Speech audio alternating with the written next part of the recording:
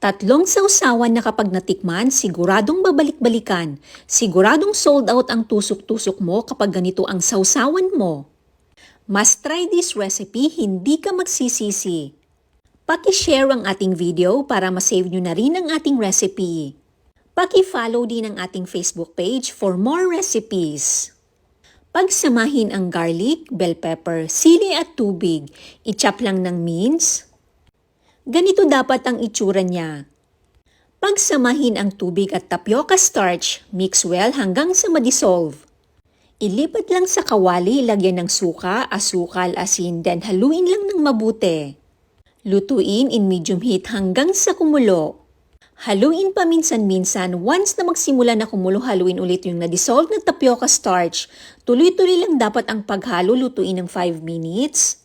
Pabaan din in low heat. After 5 minutes, ready na ito.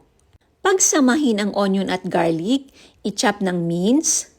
Ganito ang itsura niya. Gumamit ng container, ilagay ang asukal, asin, sili, suka at yung mince na onion at garlic. Haluin hanggang sa ma-dissolve ang asukal at ang asin. Mas masarap kung ibabad ng overnight bago gamitin. Pagsamahin ang onion at garlic, hiwain lang ng mince. Ganito ang itsura niya. Pagsamahin ang tubig at tapioca starch, mix well hanggang sa ma-dissolve. Pagsamahin ang tubig, toyo, asin, paminta, asukal at oyster sauce.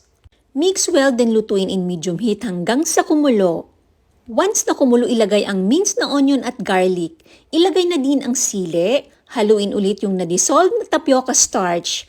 Isama na rin natin, lutuin ng 5 minutes. Tuloy-tuloy lang dapat ang paghalo. After 5 minutes, ready na ito. Hintayin na lumamig bago ilagay sa container.